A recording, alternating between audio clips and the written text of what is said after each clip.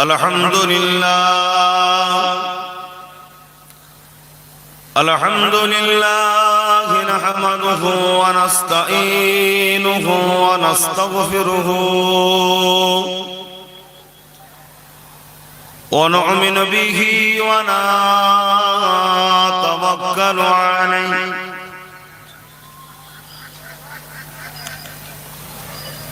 ونعوذ بالله من شرور أنفسنا ومن سيئات أعمالنا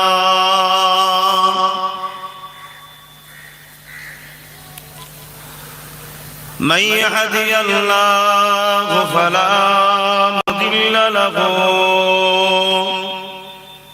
ومن يضلله فلا هادي له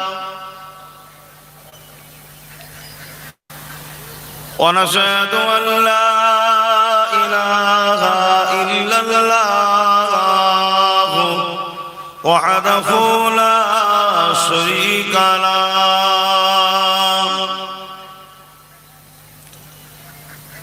ونشهد أن سيدنا وحبيبنا ومولانا محمدا عبده ورسول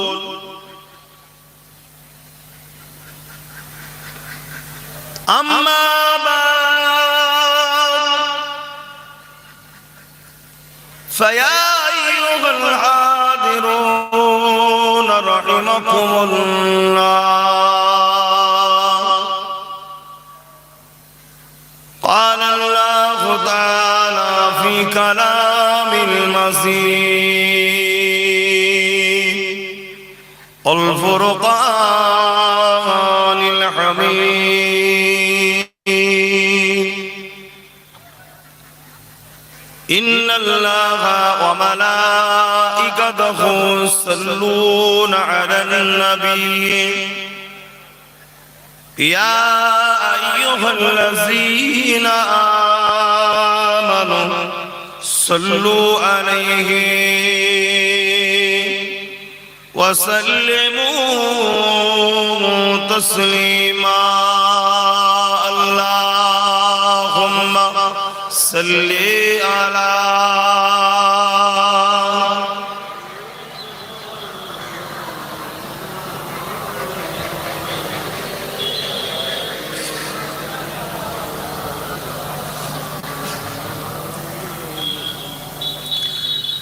محبتي اللهم صل على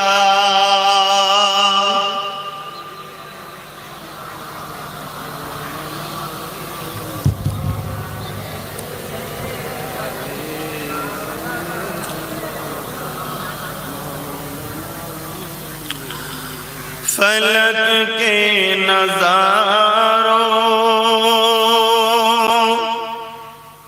ज़मीं की बहारों खुशी सब मनाओ हुजूर आ गए हैं हुजूर आ गए हैं हुजूर आ गए हैं हुजूर आ गए हैं हुजूर आ गए हैं